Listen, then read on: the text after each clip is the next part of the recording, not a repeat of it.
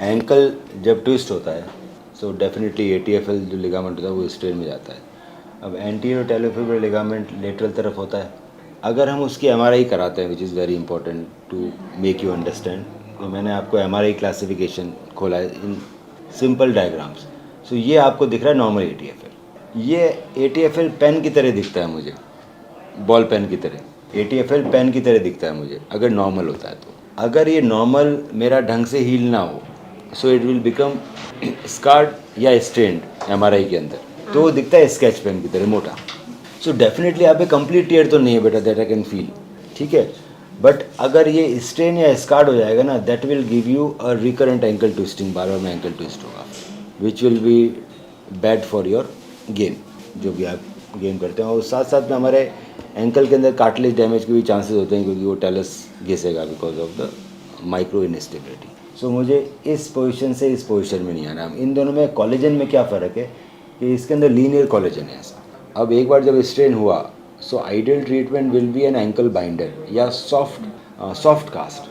आजकल ना प्लास्टर नहीं लगाते, if you go to a good sports medicine, वो आपको डेल्टा कास्ट लगाएगा या फिर आपको एंकल बाइंडर्स देगा उस तरह की, जिसमें कुछ मोशन अलाउड है कुछ मोशन अलाउड नहीं है, कंप्लीटली इमोबिलाइज नहीं करेंगे। It is for 4 to 6 week, वो हमारा टाइम निकल गया।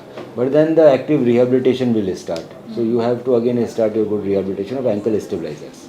एंकल स्टेबलाइजेशन हम चालू करेंगे on the bosu ball with therabands everything.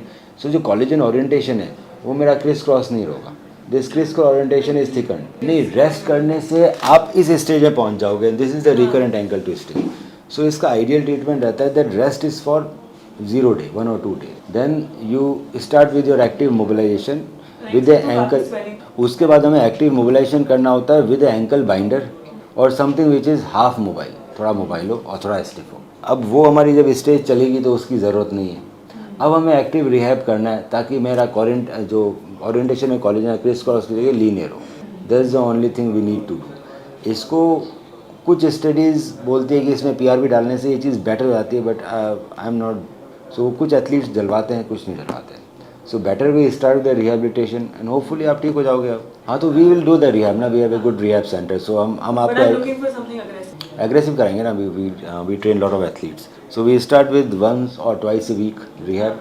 और if you know the exercises आप बहुत क्विकली पिकअप कर लोगे। May be 1 or 2 months you will be fine. अभी यही करना और कुछ नहीं करना। A good rehab, then we can add some supplements like omega-3 and collagen। which I'm already taking। बस और कुछ नहीं, फिर तो रिहैब ही है। अगर ठीक नहीं होता then we go for MRI।